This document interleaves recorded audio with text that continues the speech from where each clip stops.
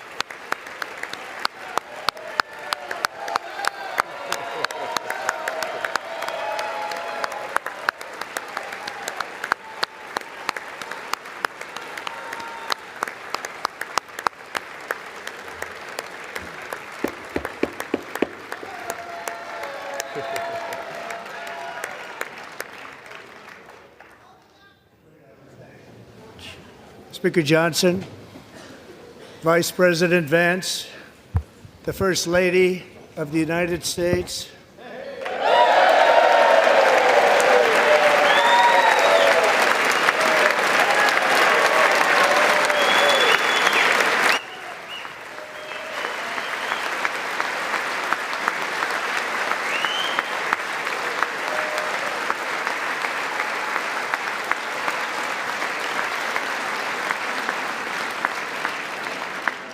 members of the United States Congress, thank you very much. And to my fellow citizens, America is back.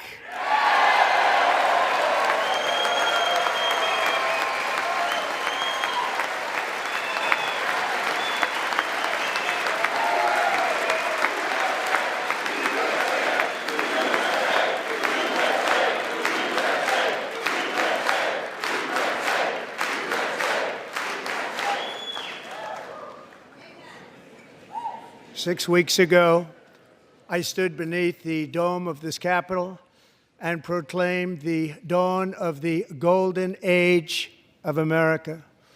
From that moment on, it has been nothing but swift and unrelenting action to usher in the greatest and most successful era in the history of our country. We have accomplished more in 43 days than most administrations accomplished in 4 years or 8 years, and we are just getting started.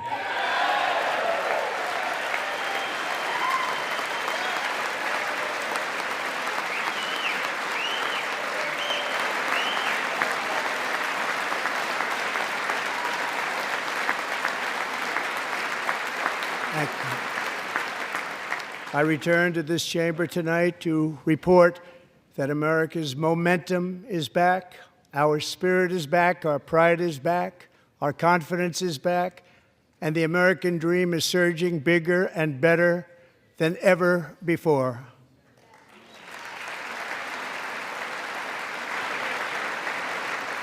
The American dream is unstoppable, and our country is on the verge of a comeback, the likes of which the world has never witnessed and perhaps will never witness again.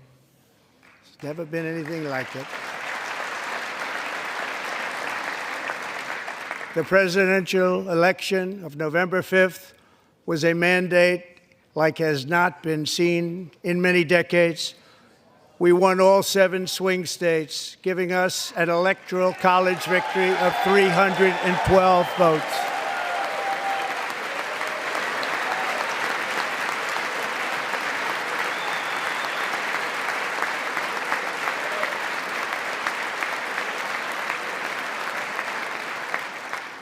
We won the popular vote by big numbers and won counties in our country.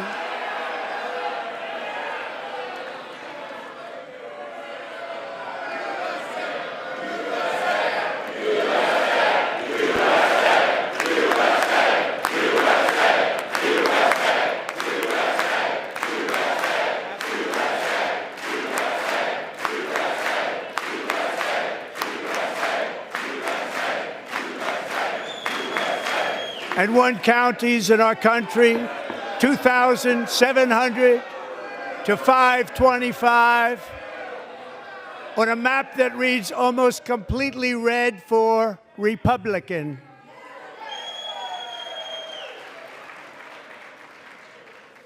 Now, for the first time in modern history, more Americans believe that our country is headed in the right direction than the wrong direction. In fact, it's an astonishing record, 27-point swing, the most ever.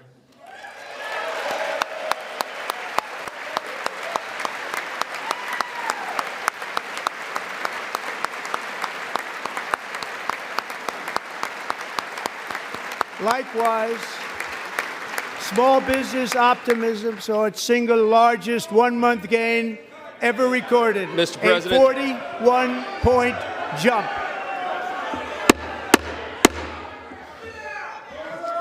Members are directed to uphold and maintain decorum in the House and to cease any further disruptions. That's your warning.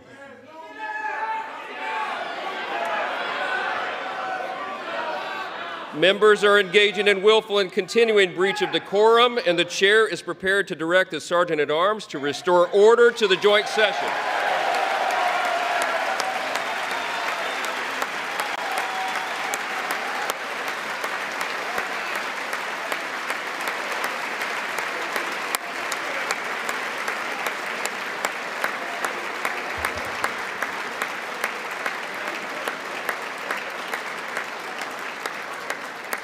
Mr. Green, take your seat.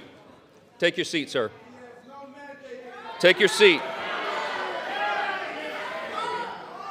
Finding that members continue to engage in willful and concerted disruption of proper decorum, the chair now directs the Sergeant-at-Arms to restore order.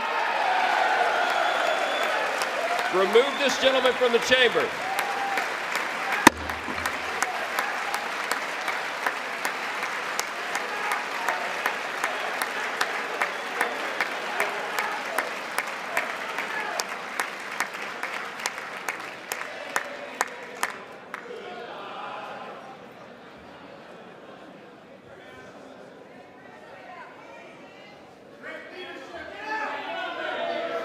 Go.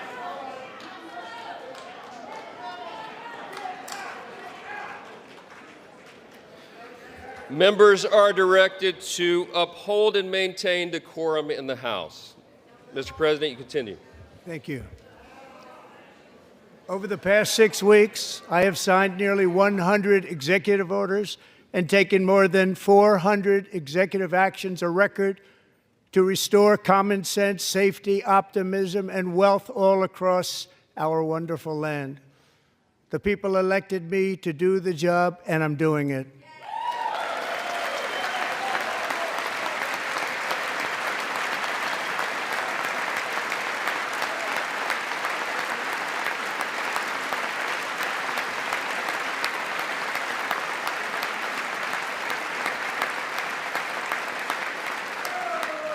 In fact, it has been stated by many that the first month of our presidency, it's our presidency, is the most successful in the history of our nation. By many.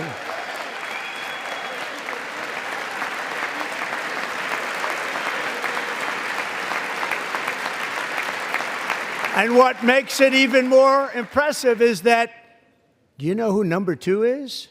George Washington. How about that? How about that? I don't know about that list, but we'll take it. Within hours of taking the oath of office, I declared a national emergency on our southern border, and I deployed the U.S. military and Border Patrol to repel the invasion of our country. And what a job they've done. As a result, illegal border crossings last month were by far the lowest ever recorded, ever.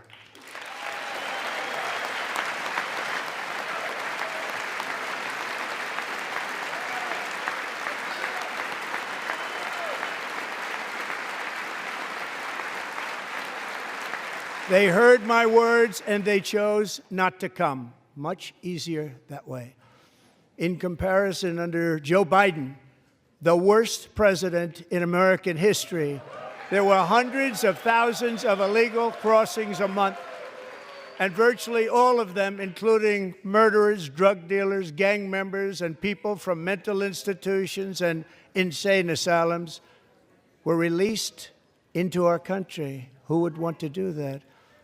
This is my 5th such speech to Congress. And once again, I look at the Democrats in front of me, and I realize there is absolutely nothing I can say to make them happy or to make them stand or smile or applaud. Nothing I can do. I could find a cure to the most devastating disease, a disease that would wipe out entire nations, or announce the answers to the greatest economy in history, or the stoppage of crime to the lowest levels ever recorded. And these people sitting right here will not clap, will not stand, and certainly will not cheer for these astronomical achievements. They won't do it, no matter what. Five times I've been up here. It's very sad, and it just shouldn't be this way.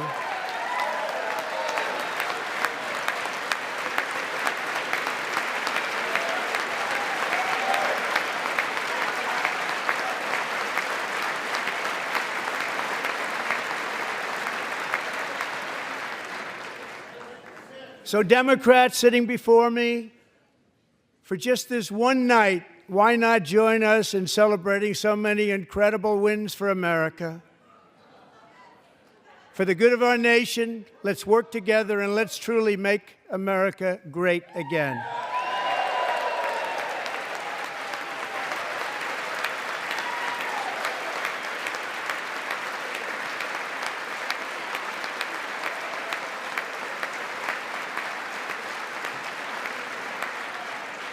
Every day, my administration is fighting to deliver the change America needs to bring a future that America deserves, and we're doing it. This is a time for big dreams and bold action. Upon taking office, I imposed an immediate freeze on all federal hiring, a freeze on all new federal regulations, and a freeze on all foreign aid.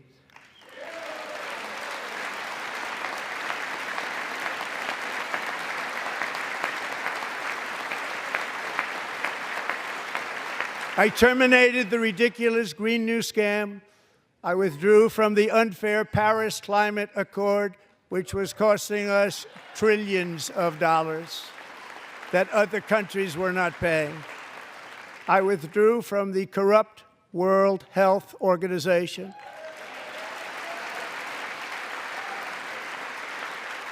And I also withdrew from the anti-American UN Human Rights Council.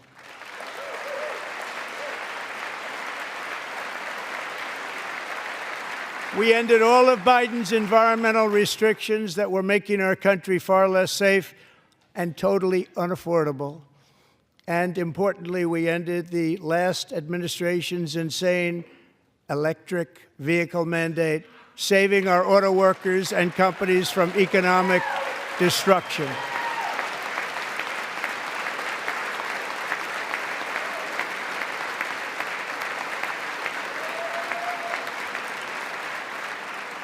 To unshackle our economy, I have directed that for every one new regulation, 10 old regulations must be eliminated, just like I did in my very successful first term.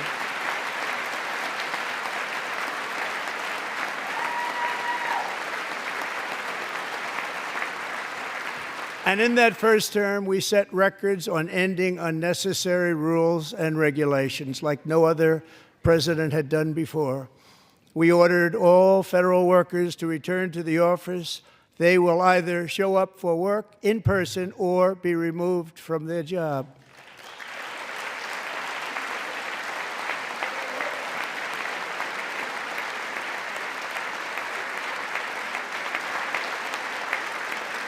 And we have ended weaponized government where, as an example, a sitting president is allowed to viciously prosecute his political opponent, like me. How did that work out? Not too good. Not too good.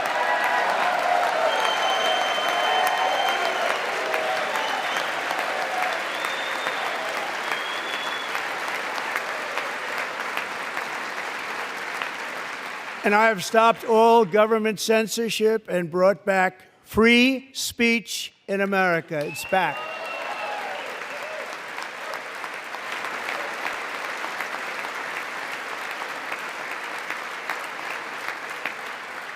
And 2 days ago, I signed an order making English the official language of the United States of America.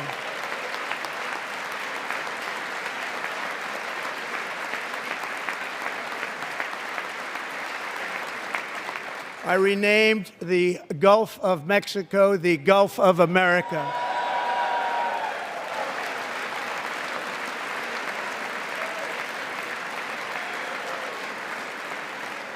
And likewise, I renamed, for a great president, William McKinley, Mount McKinley again. Beautiful Alaska. We love Alaska. We've ended the tyranny of so-called diversity, equity, and inclusion policies all across the entire federal government and indeed the private sector and our military. And our country will be woke no longer.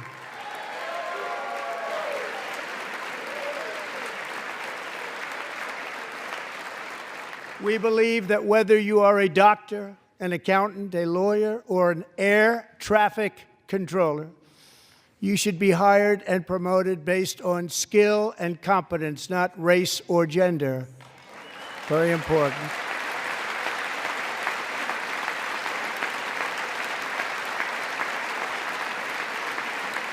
You should be hired based on merit. And the Supreme Court, in a brave and very powerful decision, has allowed us to do so. Thank you. Thank you very much. Thank you. We have removed the poison of critical race theory from our public schools, and I signed an order making it the official policy of the United States government that there are only two genders, male and female.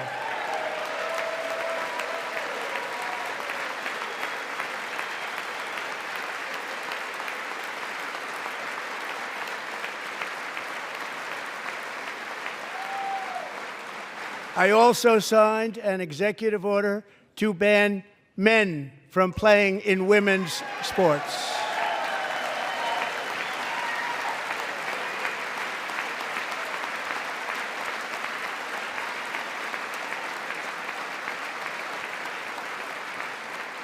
Three years ago, Peyton McNabb was an all-star high school athlete, one of the best, preparing for a future in college sports. But when her girls' volleyball match was invaded by a male, he smashed the ball so hard in Peyton's face, causing traumatic brain injury, partially paralyzing her right side, and ending her athletic career. It was a shot like she's never seen before. She's never seen anything like it. Peyton is here tonight in the gallery, and Peyton, from now on, schools will kick the men off the girls' team, or they will lose all federal funding.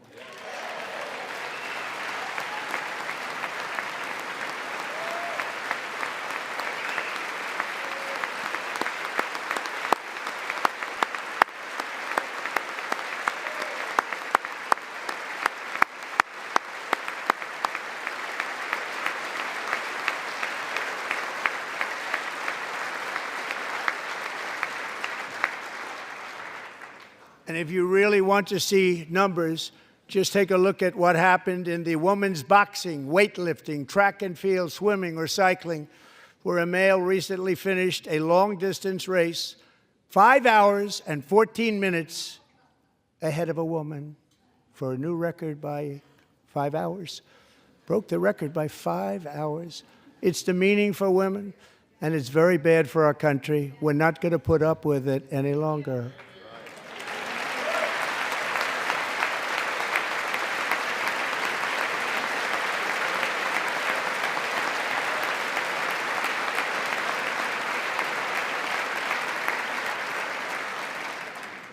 What I have just described is only a small fraction of the common sense revolution that is now, because of us, sweeping the entire world. Common sense has become a common theme, and we will never go back. Never. Never going to let that happen. Among my very highest priorities is to rescue our economy and get dramatic and immediate relief to working families. As you know, we inherited from the last administration an economic catastrophe and an inflation nightmare. Their policies drove up energy prices, pushed up grocery costs, and drove the necessities of life out of reach for millions and millions of Americans. They've never had anything like it. We suffered the worst inflation in 48 years, but perhaps even in the history of our country. They're not sure. As president, I'm fighting every day to reverse this damage and make America affordable again.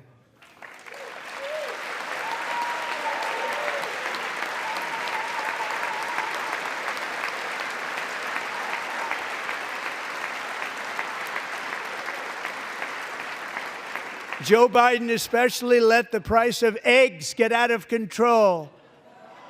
The egg price is out of control, and we're working hard to get it back down. Secretary, do a good job on that. You inherited a total mess from the previous administration. Do a good job.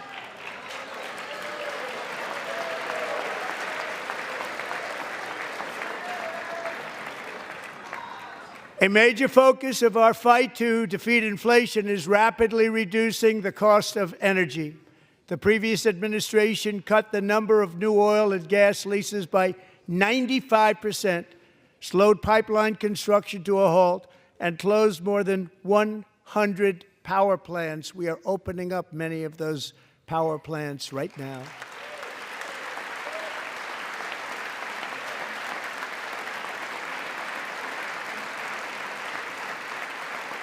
And frankly, we have never seen anything like it. That's why on my first day in office, I declared a national energy emergency. As you've heard me say many times, we have more liquid gold under our feet than any nation on earth, and by far. And now I fully authorize the most talented team ever assembled to go and get it. It's called Drill, Baby, Drill.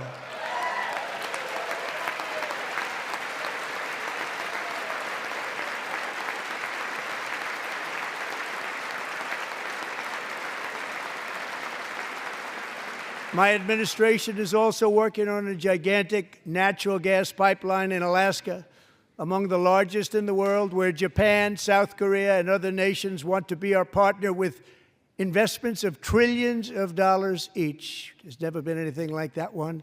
It will be truly spectacular. It's all set to go. The permitting is gotten. And later this week, I will also take historic action to dramatically expand production of critical minerals and rare earths here in the USA.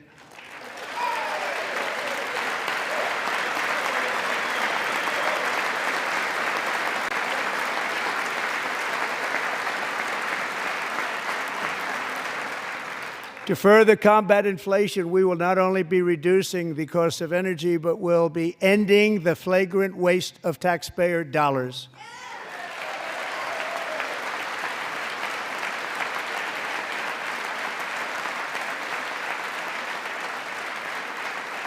And to that end, I have created the brand new Department of Government Efficiency, DOGE. Perhaps you've heard of it. Perhaps.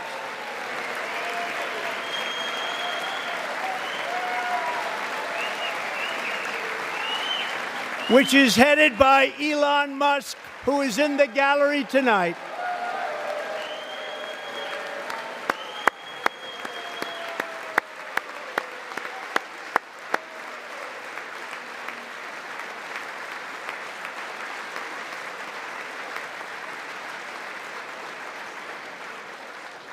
Thank you, Elon. He's working very hard. He didn't need this.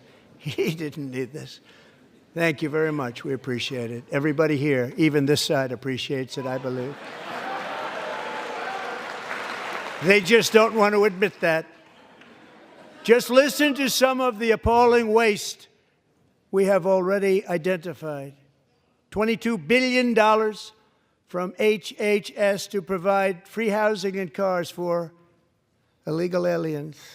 $45 million for diversity, equity, and inclusion scholarships in Burma.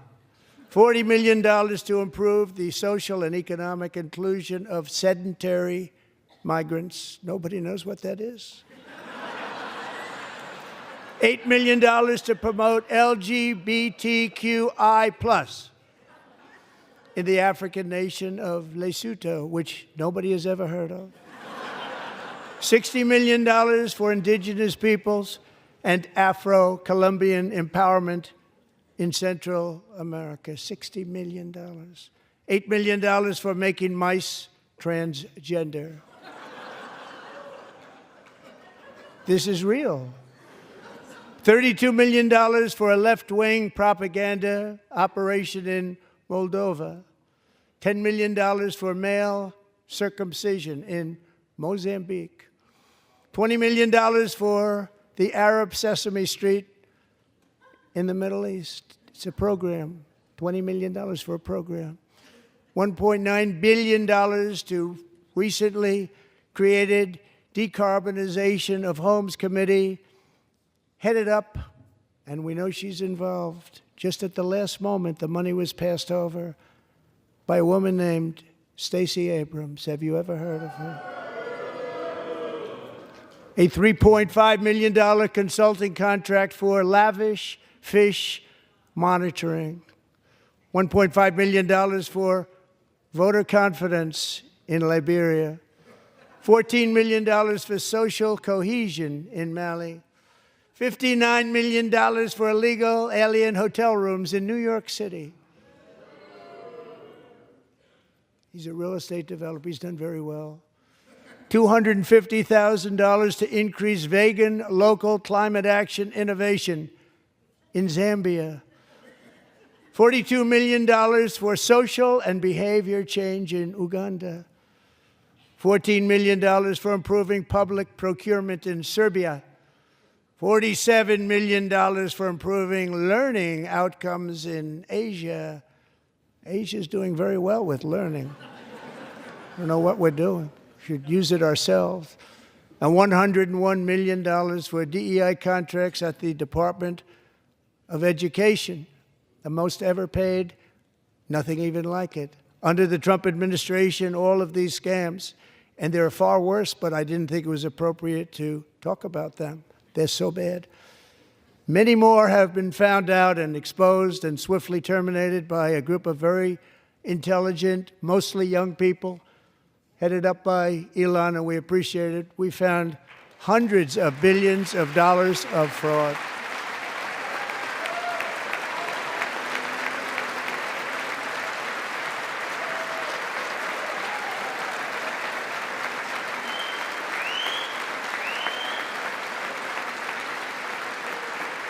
And we've taken back the money and reduced our debt to fight inflation and other things. Taken back a lot of that money. We got it just in time. This is just the beginning. The Government Accountability Office, a federal government office, has estimated annual fraud of over $500 billion in our nation, and we are working very hard to stop it. We're going to. We're also identifying shocking levels of incompetence and probable fraud in the Social Security program for our seniors, and that our seniors and people that we love rely on. Believe it or not, government databases list 4.7 million Social Security members from people aged 100 to 109 years old. It lists 3.6 million people from ages 110 to 119. I don't know any of them. I know some people that are rather elderly, but not quite that elderly. 3.47 million people from ages 120 to 129. 3.9 million people from ages 130 to 139. 3.5 million people from ages 140 to 149. And money is being paid to many of them, and we're searching right now. In fact, Pam, good luck. Good luck. You're going to find it. But a lot of money is paid out to people because it just keeps getting paid, and nobody does, and it really hurts Social Security and hurts our country. 1.3 million people from ages 150 to 159, and over 130,000 people, according to the Social Security databases, are age over 160 years old. We have a healthier country than I thought, Bobby.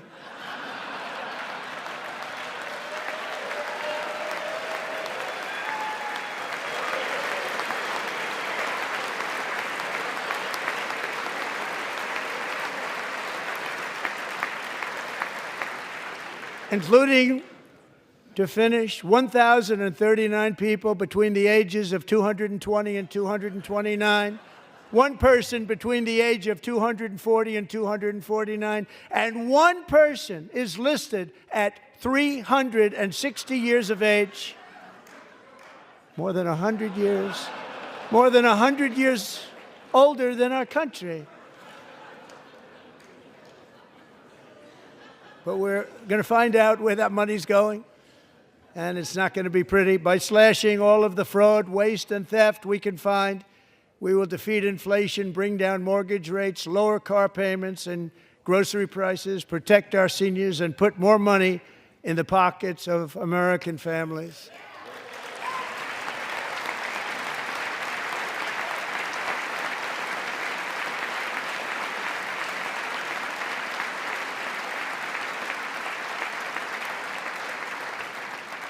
And today, interest rates took a beautiful drop, big, beautiful drop. It's about time.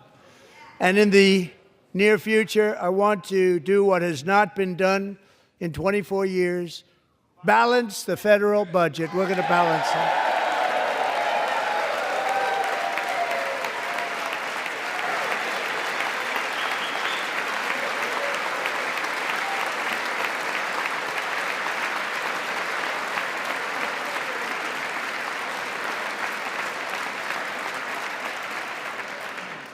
With that goal in mind, we have developed in great detail what we are calling the Gold Card, which goes on sale very, very soon.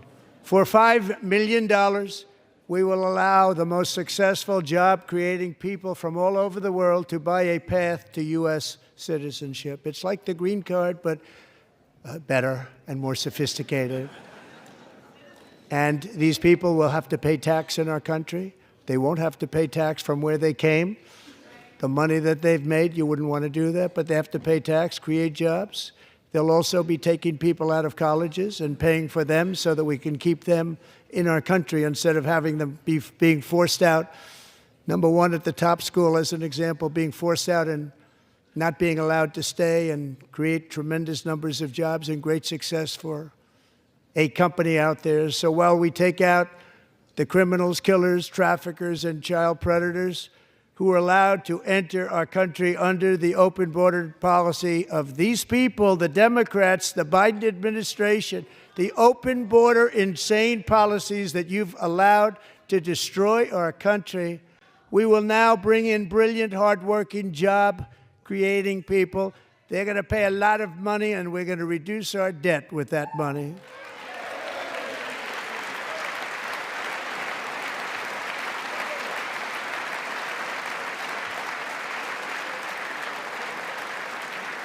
Americans have given us a mandate for bold and profound change.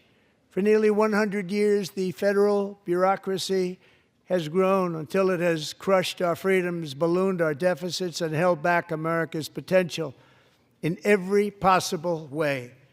The nation founded by pioneers and risk-takers now drowns under millions and millions of pages of regulations and debt. Approvals that should take 10 days to get instead take 10 years, 15 years, and even 20 years before you're rejected. Meanwhile, we have hundreds of thousands of federal workers who have not been showing up to work. My administration will reclaim power from this unaccountable bureaucracy, and we will restore true democracy to America again.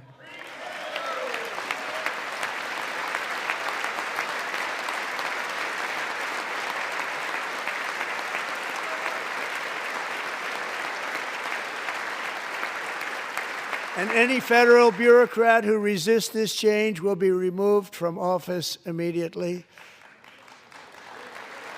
Because we are draining the swamp. It's very simple. And the days of rule by unelected bureaucrats are over.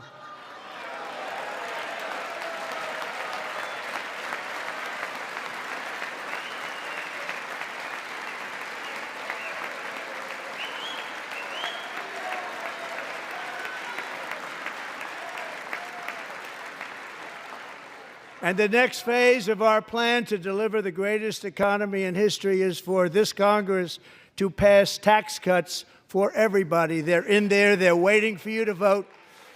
And I'm sure that the people on my right, I don't mean the Republican right, but my right here, I'm sure you're going to vote for those tax cuts, because otherwise I don't believe the people will ever vote you into office. So I'm doing you a big favor by telling you that. But I know this group is going to be voting for the tax.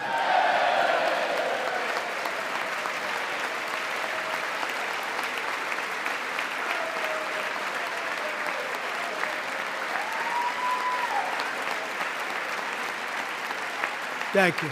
It's a very, very big part of our plan. We had tremendous success in our first term with it. A very big part of our plan. We're seeking permanent income tax cuts all across the board. And to get urgently needed relief to Americans hit especially hard by inflation, I'm calling for no tax on tips, no tax on overtime, and no tax on Social Security benefits for our great seniors.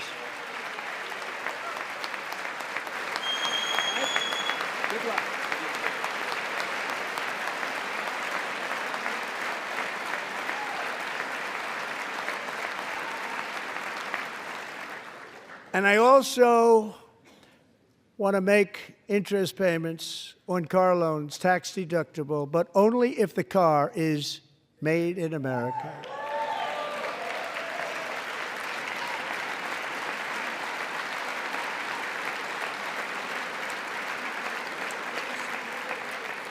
And by the way, we're going to have growth in the auto industry like nobody's ever seen. Plants are opening up all over the place. Deals are being made. Never seen. That's a combination of the election win and tariffs. It's a beautiful word, isn't it? That, along with our other policies, will allow our auto industry to absolutely boom. It's going to boom.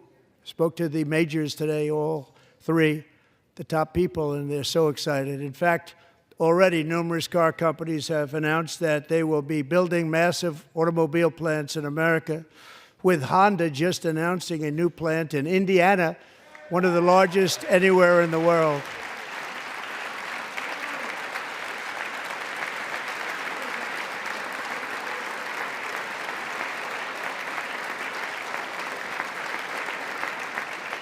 And this has taken place since our great victory on November 5th, a date which will hopefully go down as one of the most important in the history of our country.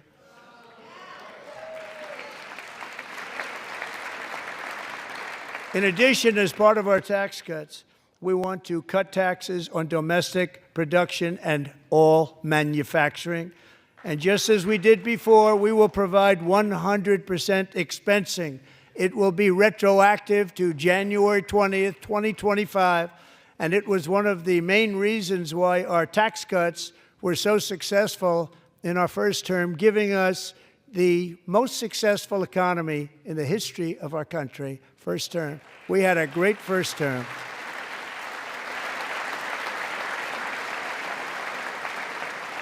If you don't make your product in America, however, under the Trump administration, you will pay a tariff, and in some cases, a rather large one. Other countries have used tariffs against us for decades, and now it's our turn to start using them against those other countries.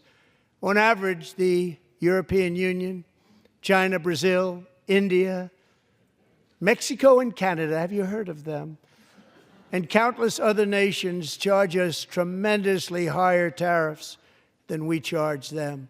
It's very unfair. India charges us auto tariffs higher than 100%. China's average tariff on our products is twice what we charge them. And South Korea's average tariff is 4 times higher. Think of that, 4 times higher. And we give so much help militarily and in so many other ways to South Korea. But that's what happens. This is happening by friend and foe. This system is not fair to the United States and never was. And so on April 2nd, I wanted to make it April 1st, but I didn't want to be accused of April Fool's Day. That's not, just one day cost us a lot of money. But we're going to do it in April. I'm a very superstitious person. April 2nd, reciprocal tariffs kick in. And whatever they tariff us, other countries, we will tariff them. That's reciprocal, back and forth. Whatever they tax us, we will tax them. If they do non-monetary tariffs to keep us out of their market, then we will do non-monetary barriers to keep them out of our market. There's a lot of that, too. They don't even allow us in their market. We will take in trillions and trillions of dollars and create jobs like we have never seen before. I did it with China, and I did it with others, and the Biden administration couldn't do anything about it because there was so much money they couldn't do anything about it. We have been ripped off for decades by nearly every country on earth, and we will not let that happen any longer.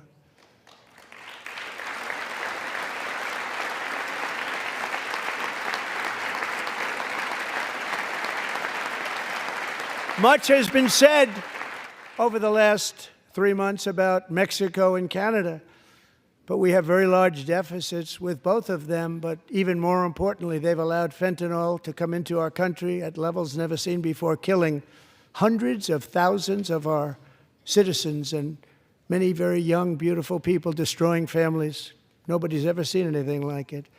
They are, in effect, receiving subsidies of hundreds of billions of dollars. We pay subsidies to Canada and to Mexico of hundreds of billions of dollars, and the United States will not be doing that any longer. We're not going to do it any longer.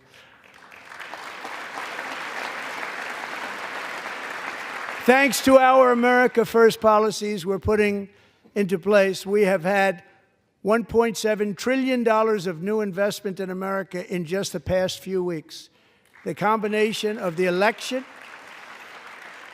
and our economic policies that people of SoftBank, one of the most brilliant anywhere in the world, announced a $200 billion investment. OpenAI and Oracle, Larry Ellison, announced $500 billion investment, which they wouldn't have done if Kamala had won. Apple announced $500 billion investment. Tim Cook called me. He said, I cannot spend it fast enough. It's going to be much higher than that, I believe. They'll be building their plants here instead of in China. And just yesterday, Taiwan Semiconductor, the biggest in the world, most powerful in the world, has a tremendous amount, 97% of the market, announced a $165 billion investment to build the most powerful chips on earth right here in the USA.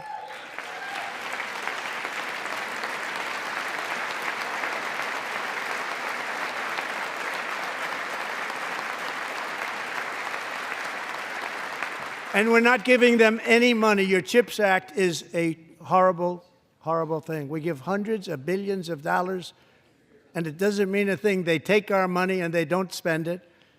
All that meant to them, we're giving them no money. All that was important to them was they didn't want to pay the tariffs, so they came and they're building, and many other companies are coming. We don't have to give them money. We just want to protect our businesses and our people. And they will come because they won't have to pay tariffs if they build in America. So it's very amazing. You should get rid of the CHIP Act, and whatever's left over, Mr. Speaker, you should use it to reduce debt or any other reason you want to.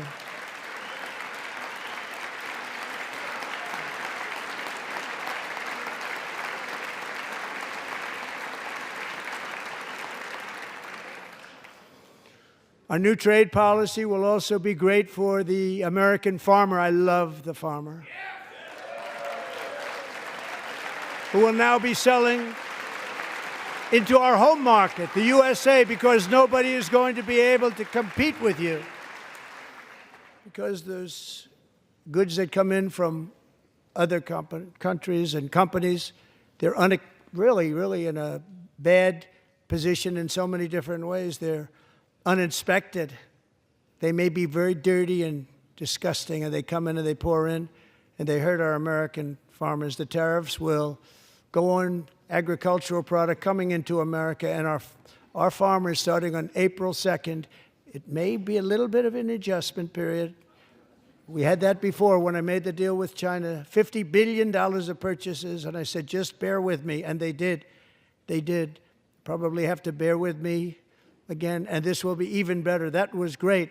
The problem with it was that Biden didn't enforce it. He didn't enforce it. $50 billion of purchases, and we were doing great, but Biden did not enforce it, and it hurt our farmers. But our farmers are going to have a field day right now. So to our farmers, have a lot of fun. I love you too. I love you too. It's all going to happen.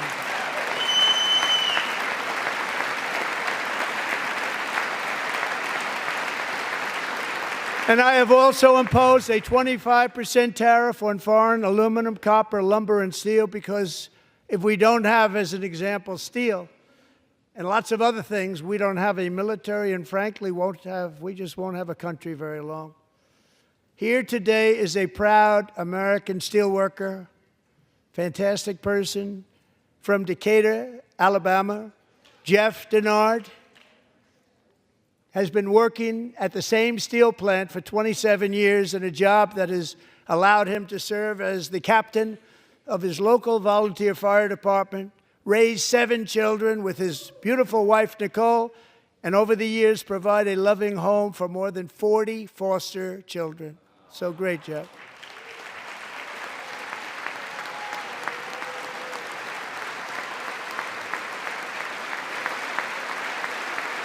Thank you, Jeff. Thank you, Jeff.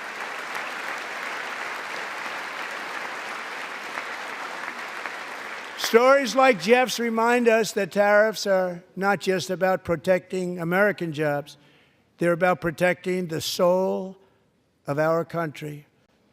Tariffs are about making America rich again and making America great again, and it's happening, and it will happen rather quickly. There'll be a little disturbance, but we're okay with that.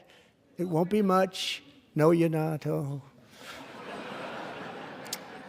And look where Biden took us, very low, the lowest we've ever been. Jeff, I want to thank you very much. And I also want to recognize another person who has devoted herself to foster care community. She works so hard on it. A very loving person, our magnificent First Lady of the United States.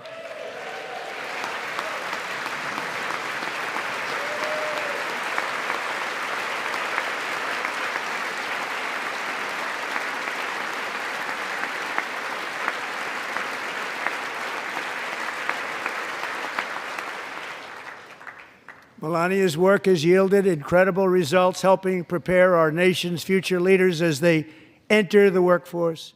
Our First Lady is joined by 2 impressive young women, very impressive. Haley Ferguson, who benefited from the First Lady's Fostering the Future initiative and is poised to complete her education and become a teacher. And Elliston Berry, who became a victim of an illicit deepfake image produced by a peer. With Elliston's help, the Senate just passed the Take It Down Act, and this is so important. Thank you very much, John. John Thune, thank you. Stand up, John. Thank you, John.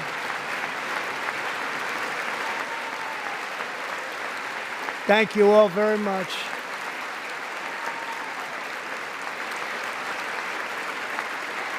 Thank you. And thank you to John Thune and the Senate.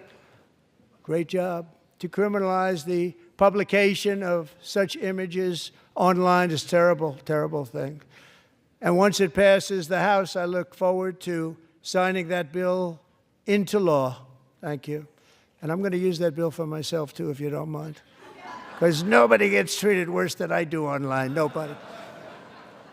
That's great. Thank you very much to the Senate. Thank you. But if we truly care about protecting Americans' children, no step is more crucial than securing America's borders. Over the past 4 years, 21 million people poured into the United States. Many of them were murderers, human traffickers, gang members, and other criminals from the streets of dangerous cities all throughout the world. Because of Joe Biden's insane and very dangerous open border policies, they are now strongly embedded in our country, but we are getting them out and getting them out fast.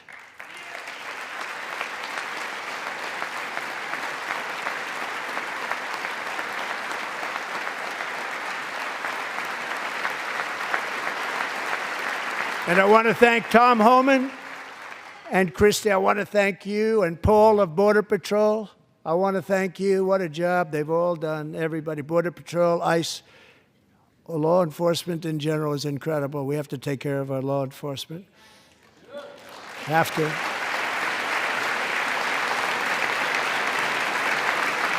Last year,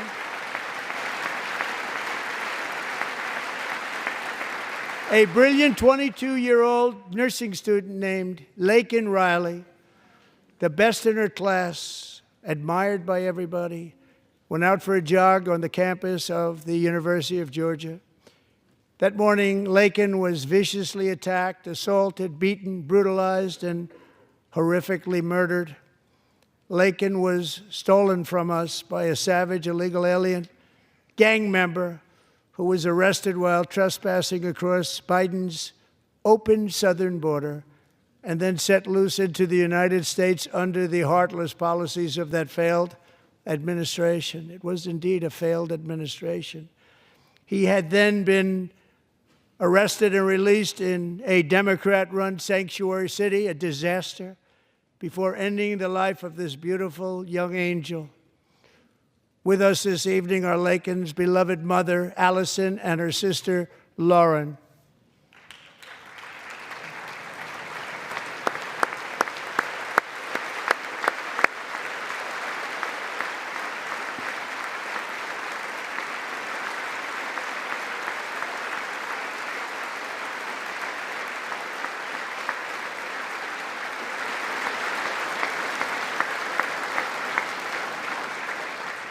Last year, I told Laken's grieving parents that we would ensure their daughter would not have died in vain. That's why the very first bill I signed into law as your 47th president mandates the detention of all dangerous criminal aliens who threaten public safety. It's a very strong, powerful act.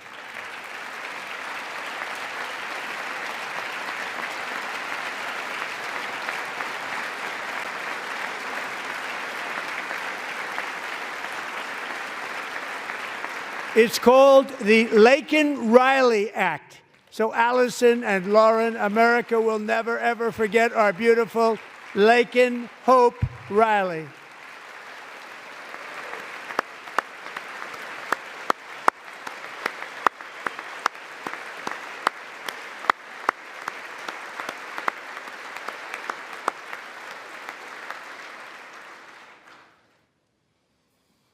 Thank you very much. Since taking office, my administration has launched the most sweeping border and immigration crackdown in American history, and we quickly achieved the lowest numbers of illegal border crossers ever recorded. Thank you.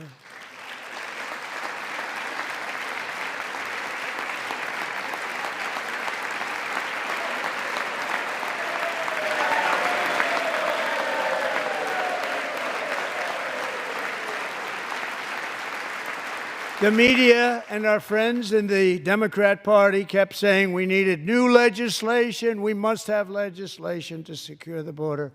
But it turned out that all we really needed was a new president.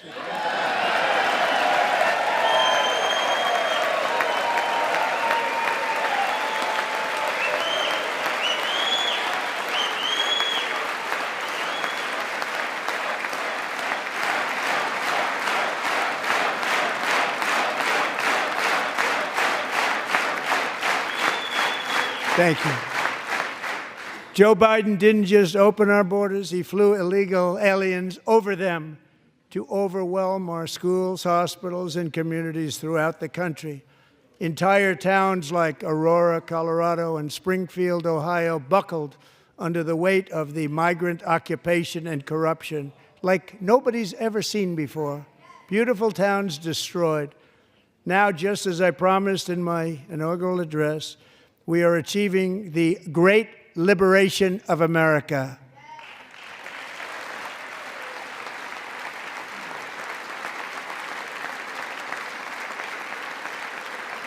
But there still is much work to be done. Here tonight is a woman I have gotten to know, Alexis Nungary from Houston.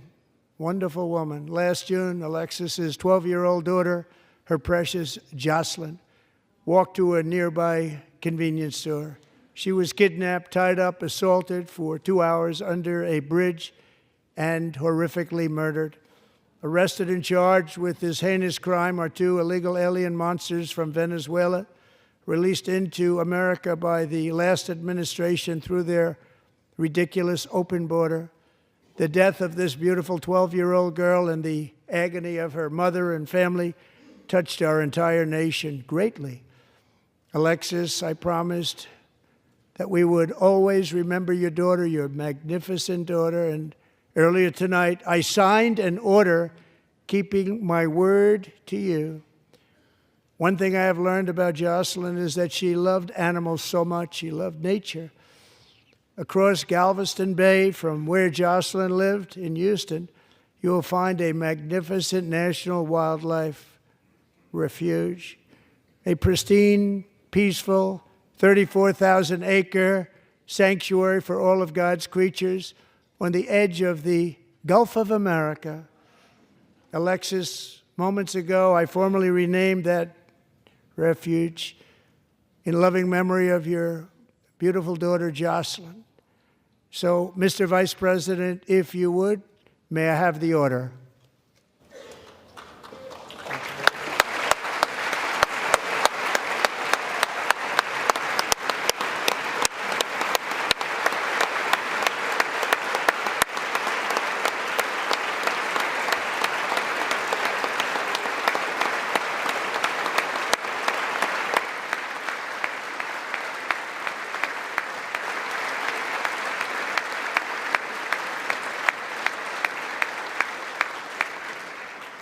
Thank you very much. All three savages charged with Jocelyn and Lakin's murders were members of the Venezuelan prison gang, the toughest gang, they say, in the world, known as Tren de Aragua. 2 weeks ago, I officially designated this gang, along with MS-13 and the bloodthirsty Mexican drug cartels, as foreign terrorist organizations.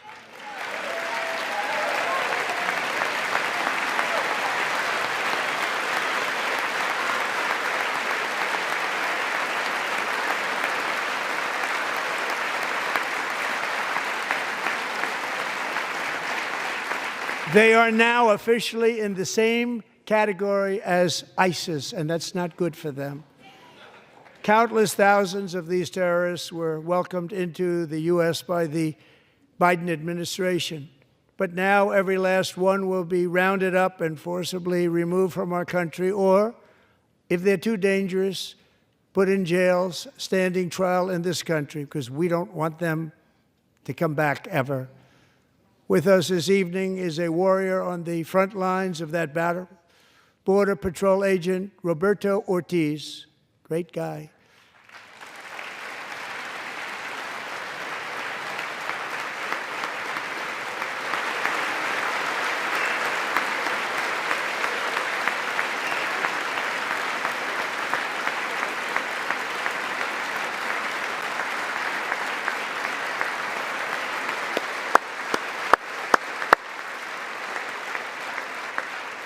In January, Roberto and another agent were patrolling by the Rio Grande near an area known as Cartel Island. Doesn't sound too nice to me. When heavily armed gunmen started shooting at them, Roberto saw that his partner was totally exposed, at great danger, and he leapt into action, returning fire and providing crucial seconds for his fellow agent to seek safety, just barely.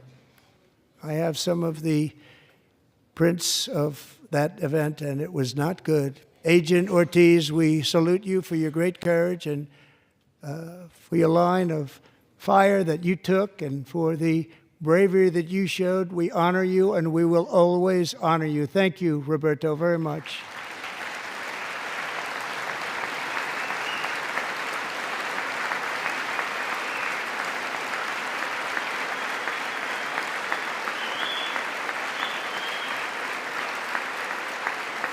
Thank you, Roberta. And I actually got to know him on my many calls to the border. He's a great gentleman. The territory to the immediate south of our border is now dominated entirely by criminal cartels that murder, rape, torture, and exercise total control. They have total control over a whole nation, posing a grave threat to our national security. The cartels are waging war in America, and it's time for America to wage war on the cartels, which we are doing.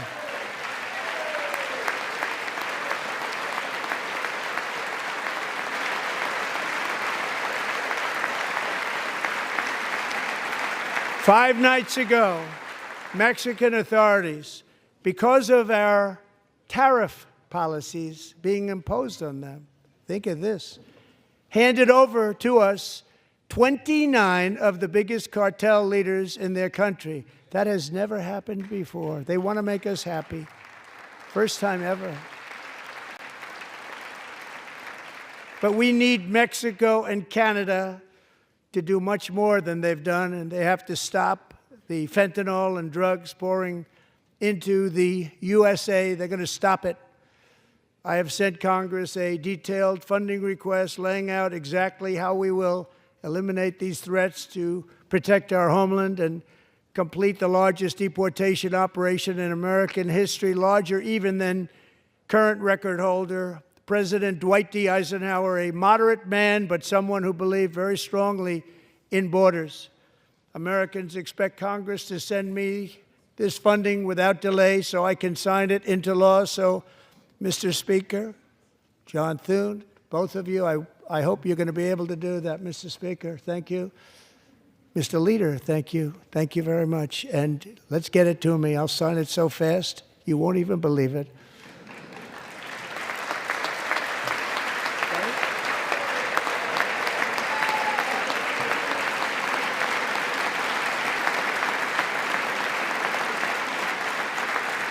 And as we reclaim our sovereignty, we must also bring back law and order to our cities and towns.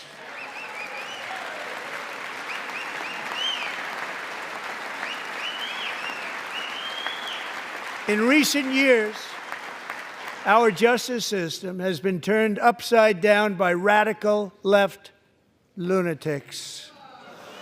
Many jurisdictions virtually ceased enforcing the law against dangerous repeat offenders while weaponizing law enforcement against political opponents like me.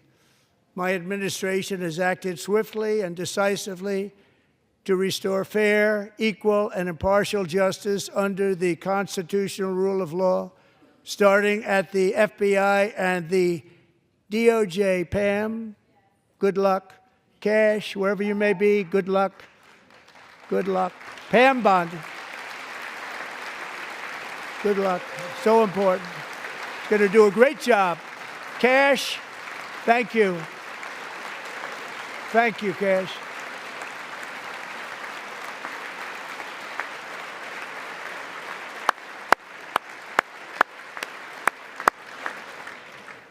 They've already started very strong. They're going to do a fantastic job. You're going to be very proud of them. We're also once again giving our police officers the support, protection, and respect they so dearly deserve. They have to get it. They have such a hard, dangerous job, but we're going to make it less dangerous. The problem is the bad guys don't respect the law, but they're starting to respect it, and they soon will respect it. This also includes our great fire departments throughout the country. Our firemen and women are unbelievable people, and we'll never forget them. And besides that, they voted for me in record numbers, so I have no choice.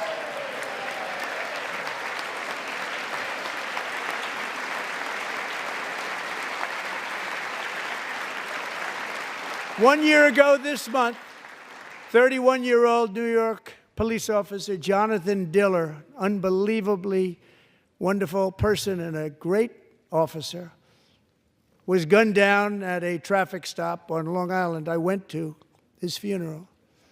The vicious criminal charged with his murder had 21 prior arrests, and they were rough arrests, too. He was a real bad one.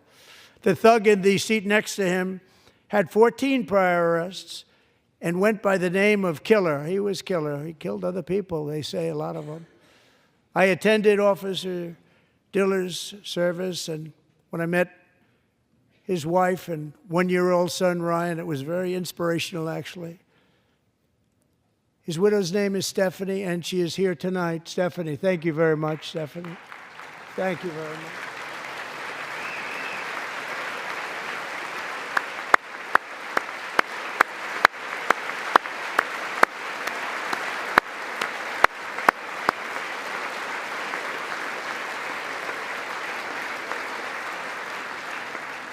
Stephanie, we're going to make sure that Ryan knows his dad was a true hero, New York's finest, and we're going to get these cold-blooded killers and repeat offenders off our streets, and we're going to do it fast. Got to stop it. They get out with 28 arrests. They push people into subway trains. They hit people over the head, back of the head with baseball bats.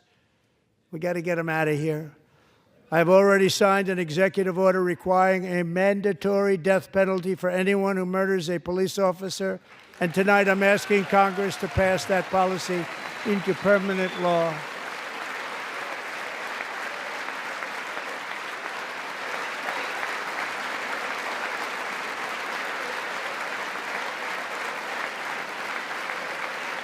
I'm also asking for a new crime bill getting tough on repeat offenders while enhancing protections for America's police officers so they can do their jobs without fear of their lives being totally destroyed.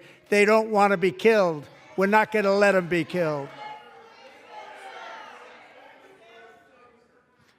Joining us in the gallery tonight is a young man who truly loves our police. His name is DJ Daniel. He is 13 years old, and he has always dreamed of becoming a police officer.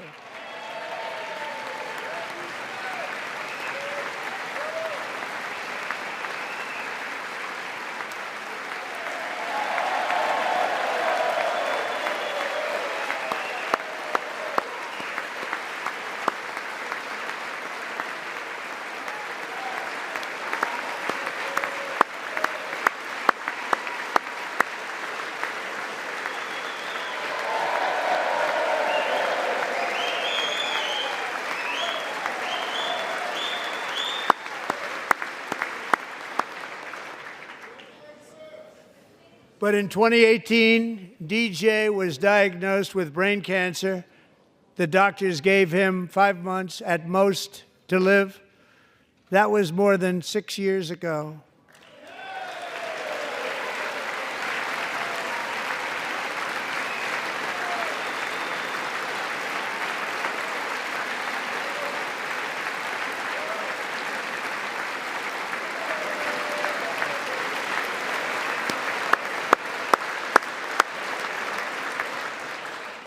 Since that time, DJ and his dad have been on a quest to make his dream come true, and DJ has been sworn in as an honorary law enforcement officer, actually a number of times. The police love him, the police departments love him. And tonight, DJ, we're going to do you the biggest honor of them all. I am asking our new Secret Service Director, Sean Curran, to officially make you an agent of the United States Secret Service.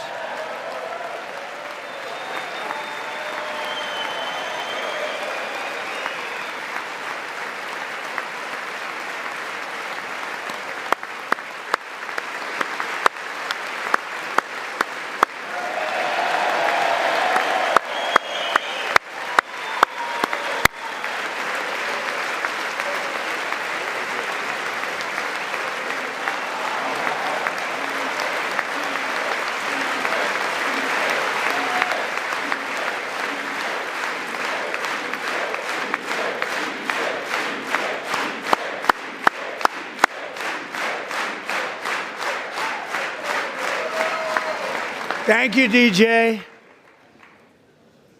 DJ's doctors believe his cancer likely came from a chemical he was exposed to when he was younger. Since 1975, rates of child cancer have increased by more than 40%. Reversing this trend is one of the top priorities for our new presidential commission to make America healthy again, chaired by our new Secretary of Health and Human Services, Robert F. Kennedy, Jr.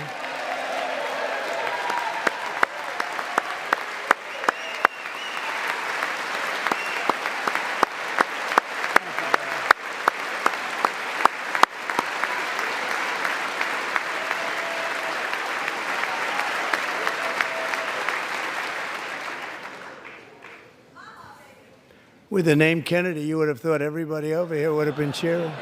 How quickly they forget. Our goal is to get toxins out of our environment, poisons out of our food supply, and keep our children healthy and strong.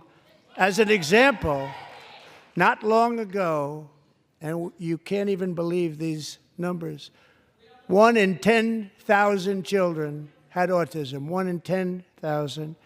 And now it's 1 in 36. There's something wrong. 1 in 36. Think of that. So we're going to find out what it is, and there's nobody better than Bobby and all of the people that are working with you. You have the best to figure out what is going on.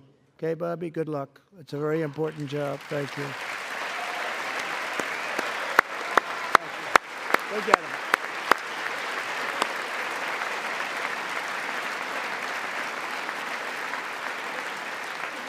Thank you. My administration is also working to protect our children from toxic ideologies in our schools. A few years ago, January Littlejohn and her husband discovered that their daughter's school had secretly socially transitioned their 13-year-old little girl. Teachers and administrators conspired to deceive January and her husband while encouraging her daughter to use a new name and pronouns. They, them pronoun, actually, all without telling January, who is here tonight and is now a courageous advocate against this form of child abuse. January, thank you. Thank you.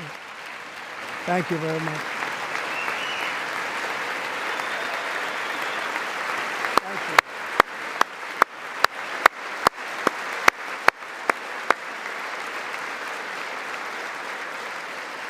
Thank you. Thank you.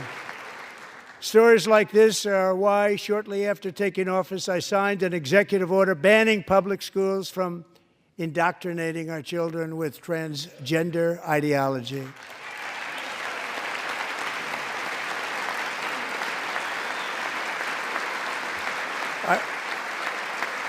I also signed an order to cut off all taxpayer funding to any institution that engages in the sexual mutilation of our youth.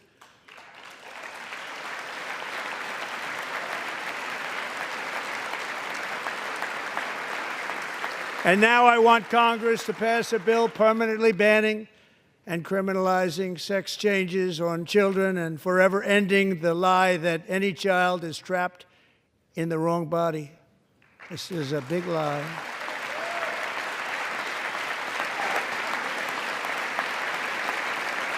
And our message to every child in America is that you are perfect exactly the way God made you.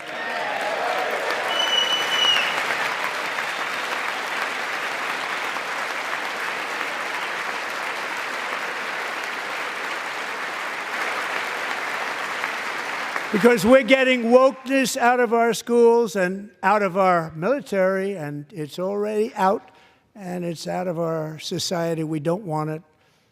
Wokeness is trouble. Wokeness is bad. It's gone. It's gone. And we feel so much better for it, don't we? Don't we feel better? Our service members won't be activists and ideologues. They will be fighters and warriors. They will fight for our country. And Pete, congratulations. Secretary of Defense, congratulations.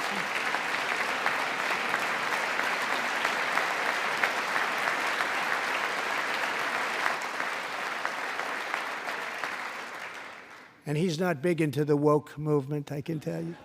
I know him well. I am pleased to report that in January, the U.S. Army had its single best recruiting month in 15 years, and that all armed services are having among the best recruiting results ever in the history of our services. What a difference.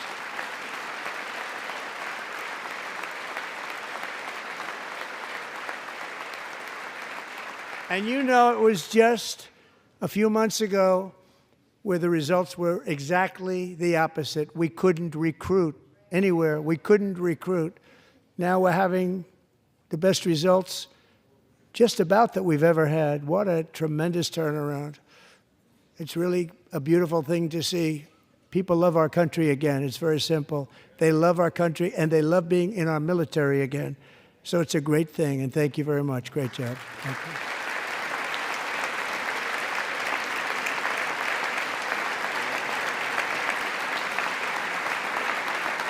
We're joined tonight by a young man, Jason Hartley, who knows the weight of that call of duty. Jason's father, grandfather, and great-grandfather all wore the uniform. Jason tragically lost his dad, who was also a Los Angeles County Sheriff's deputy when he was just a boy, and now he wants to carry on the family legacy of service. Jason is a senior in high school, a six-letter varsity athlete, a really good athlete, they say, a brilliant student with a 4.46, that's good, GPA. And his greatest dream is to attend the U.S. Military Academy at West Point.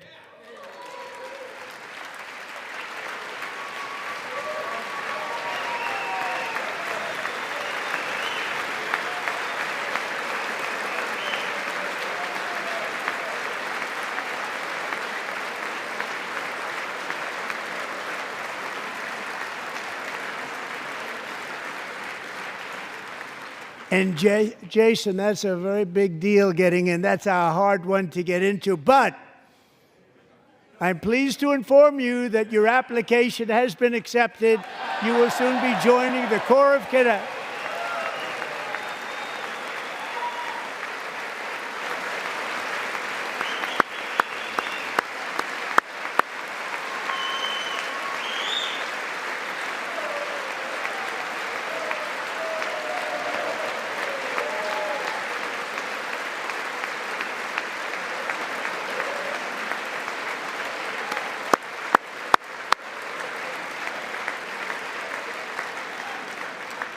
Thank you.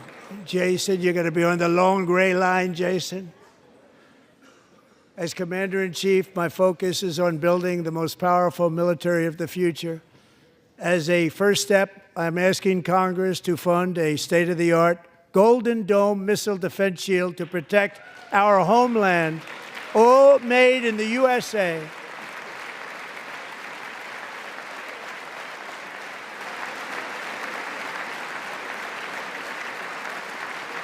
And Ronald Reagan wanted to do it long ago, but the technology just wasn't there, not even close. But now we have the technology. It's incredible, actually.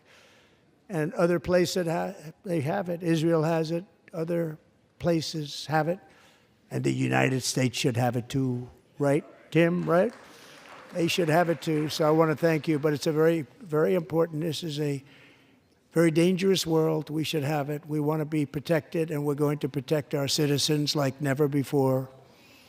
To boost our defense industrial base, we are also going to resurrect the American shipbuilding industry, including commercial shipbuilding and military shipbuilding.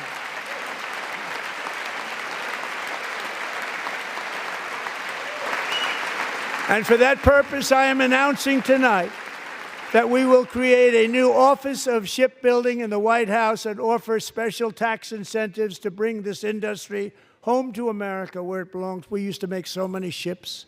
We don't make them anymore very much, but we're going to make them very fast, very soon. It will have a huge impact. To further enhance our national security, my administration will be reclaiming the Panama Canal, and we've already started doing it.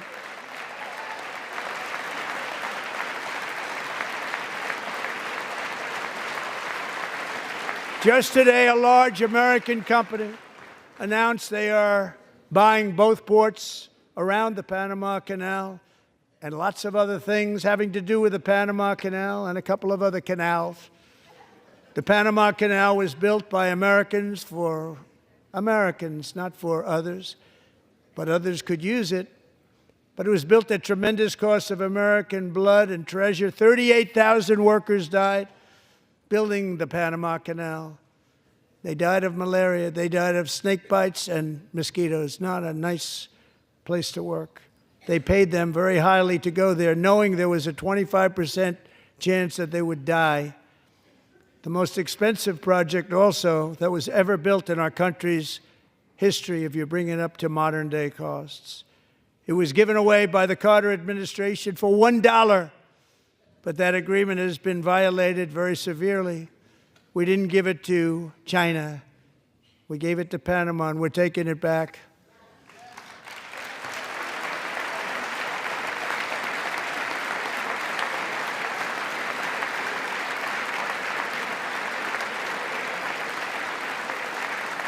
And we have Marco Rubio in charge. Good luck, Marco.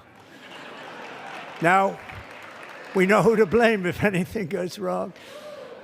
Now, Marco's been amazing, and he's going to do a great job. Think of it. He got 100 votes. You know, he was approved with actually 99, but the 100th was this gentleman, and I feel very certain. So let's assume he got 100 votes. And I'm either very, very happy about that or I'm very concerned about it. But he's already proven. I mean, he's a great gentleman. He's respected by everybody, and we appreciate you voting for Marco. He's going to do a fantastic job. Thank you. Thank you. He's doing a great job. Great job. And I also have a message tonight for the incredible people of Greenland. We strongly support your right to determine your own future.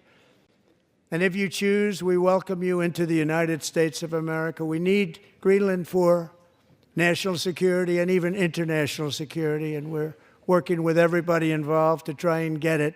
But we need it really for international world security, and I think we're going to get it. One way or the other, we're going to get it. We will keep you safe. We will make you rich, and together we will take Greenland to heights like you have never thought possible before. It's a very small population, but very, very large piece of land and very, very important for military security. America is once again standing strong against the forces of radical Islamic terrorism. 3.5 years ago, ISIS terrorists killed 13 American service members and countless others in the Abbey Gate bombing during the disastrous and incompetent withdrawal from Afghanistan. Not that they were withdrawing, it was the way they withdrew.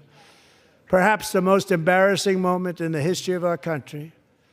Tonight, I am pleased to announce that we have just apprehended the top terrorist responsible for that atrocity, and he is right now on his way here to face the swift sword of American justice.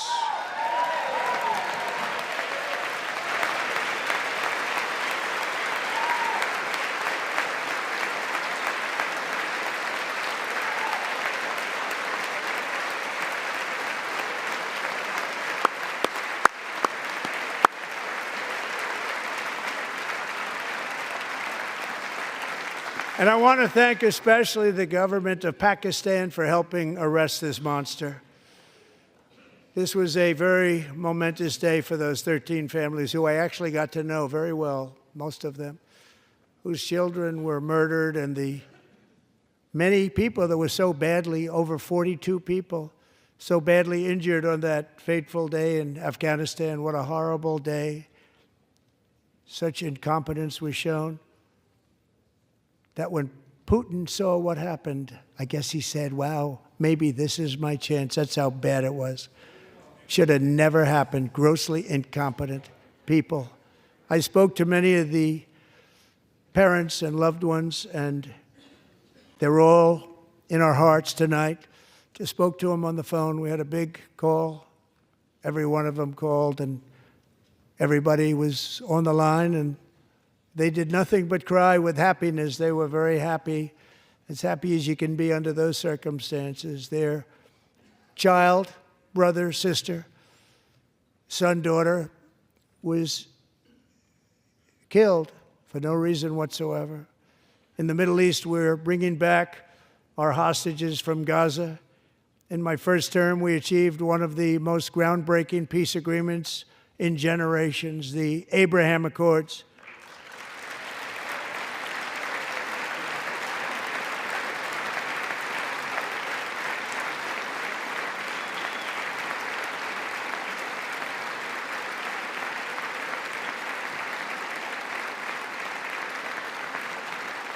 And now we're going to build on that foundation to create a more peaceful and prosperous future for the entire region. A lot of things are happening in the Middle East. People have been talking about that so much lately with everything going on with Ukraine and Russia. But a lot of things are happening in the Middle East. It's a rough neighborhood, actually. I'm also working tirelessly to end the savage conflict in Ukraine. Millions of Ukrainians and Russians have been needlessly killed or wounded in this horrific and brutal conflict with no end in sight. The United States has sent hundreds of billions of dollars to support Ukraine's defense with no security, with no anything.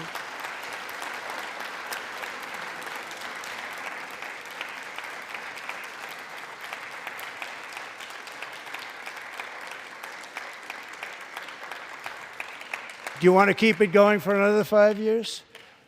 Yeah, you would say Pocahontas says yes.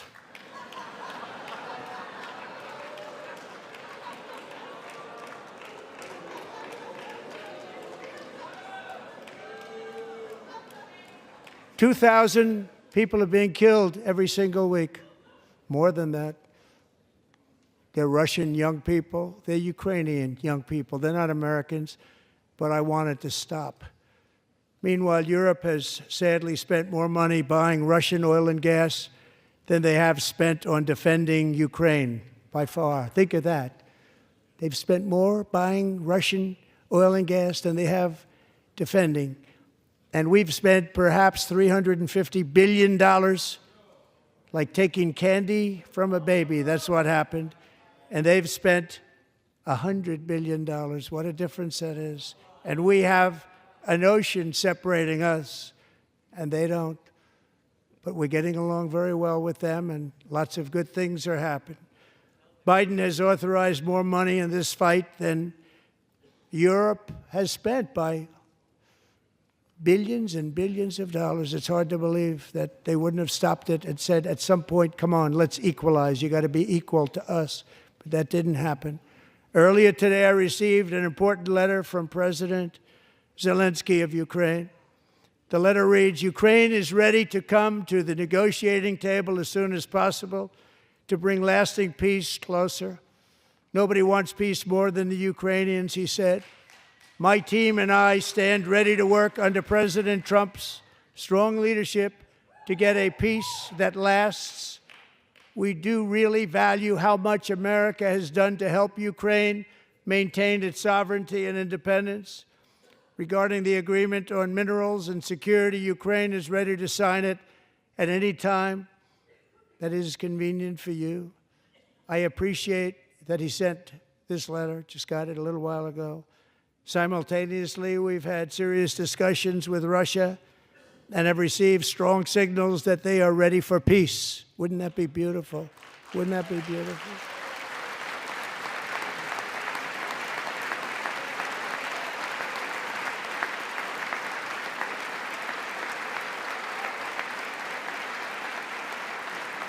Wouldn't that be beautiful?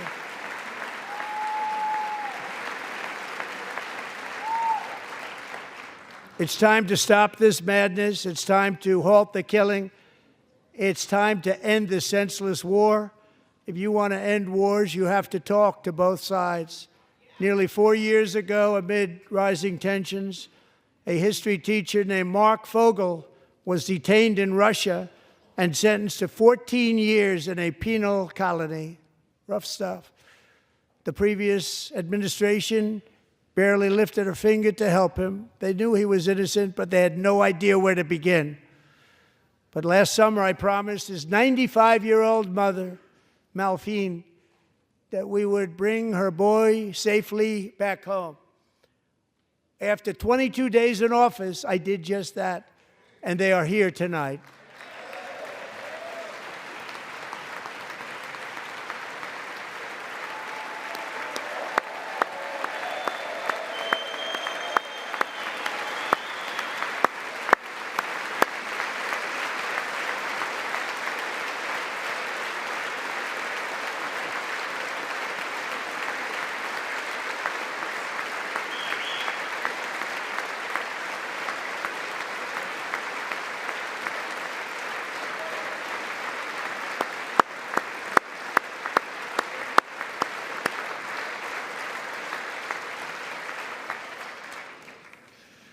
To Mark and his great mom, we are delighted to have you safe and sound and with us.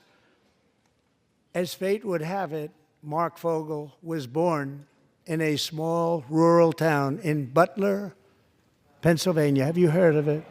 Where his mother has lived for the past 78 years. I just happened to go there last July 13th for a rally. That was not pleasant.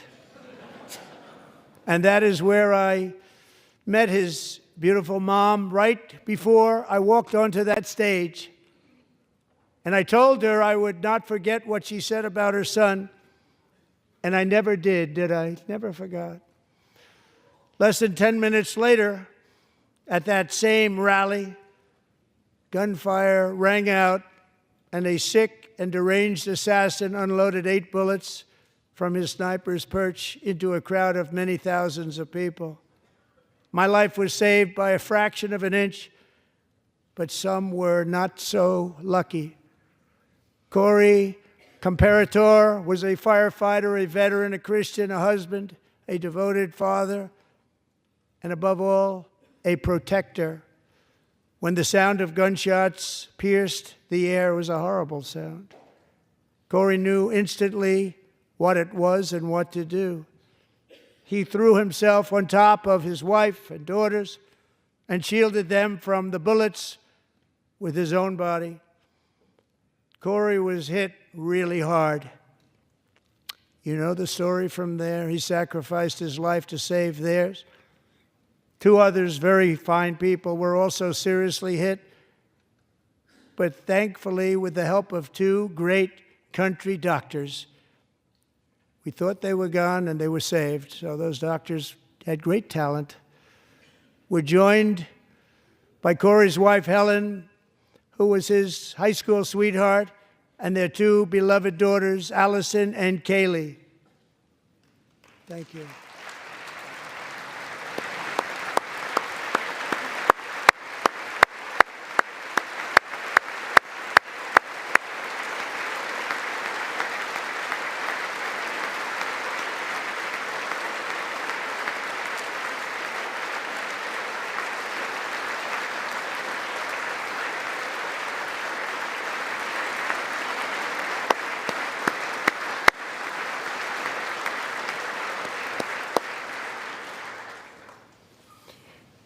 To Helen, Allison, and Kaylee, Corey is looking down on his 3 beautiful ladies right now, and he is cheering you on. He loves you.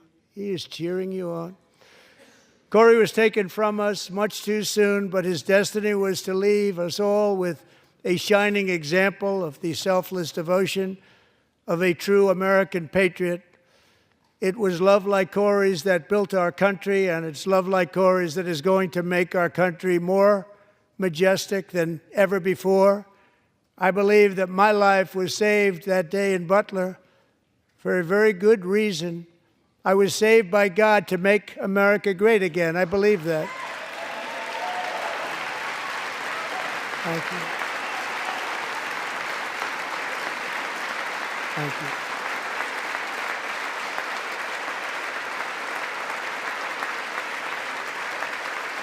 Thank you.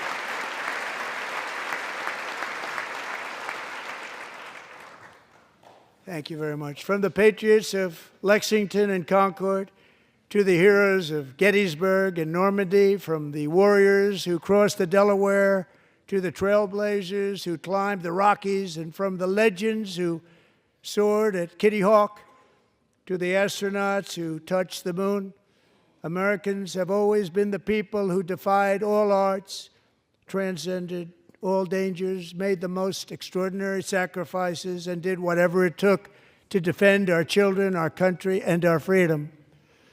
And as we have seen in this chamber tonight, that same strength, faith, love, and spirit is still alive and thriving in the hearts of the American people.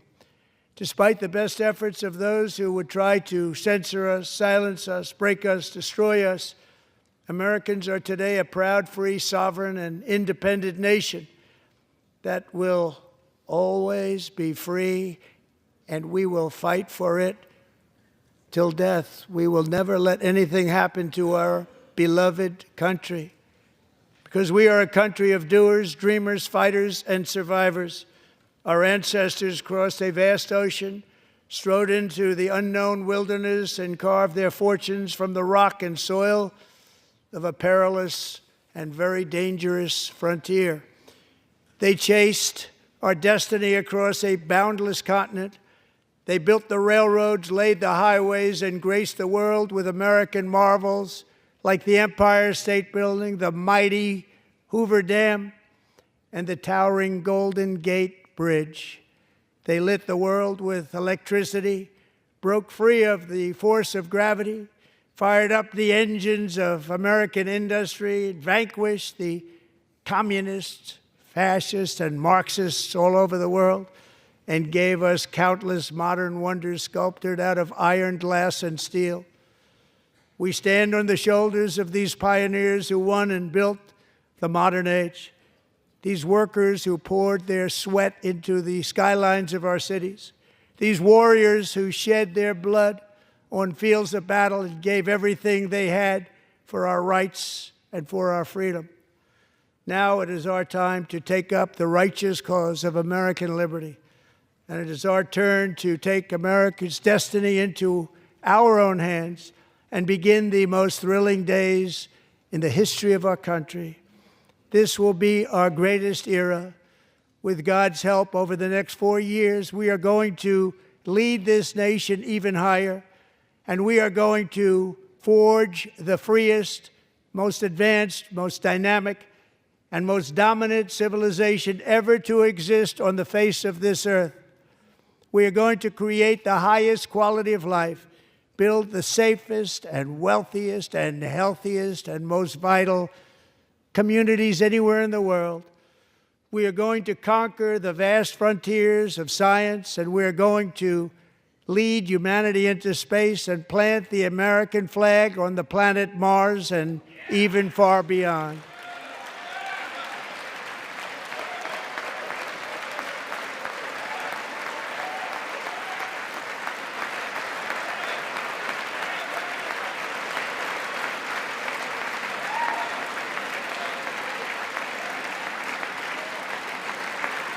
And through it all, we are going to rediscover the unstoppable power of the American spirit. And we are going to renew unlimited promise of the American dream. Every single day, we will stand up and we will fight, fight, fight for the country our citizens believe in and for the country our people deserve.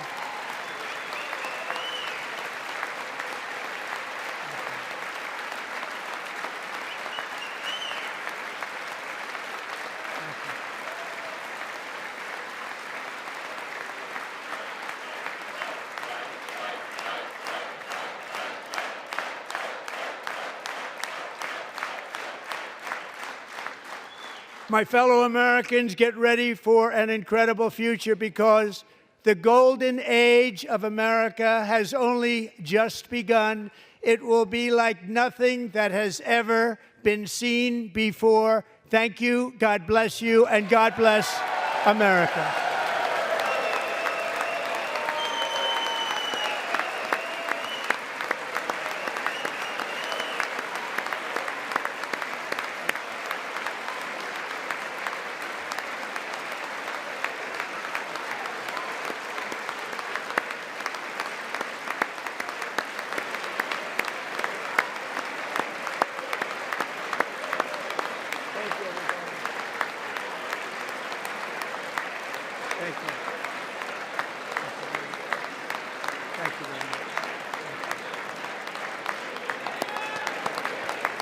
Thank you very much.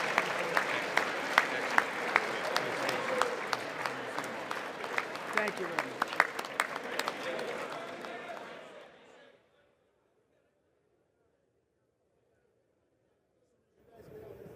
much. Don't miss out. Log on to oneindia.com for more updates.